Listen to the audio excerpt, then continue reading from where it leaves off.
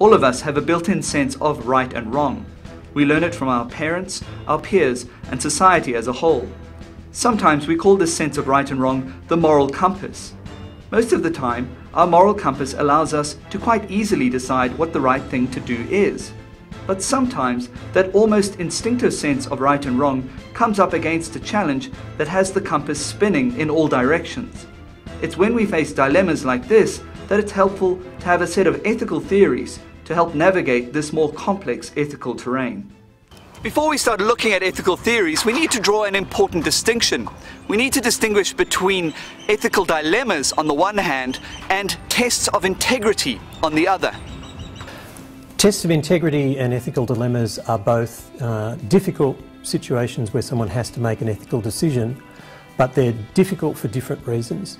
Tests of integrity are situations where you know what the right thing to do is, but it's hard to do for whatever reason.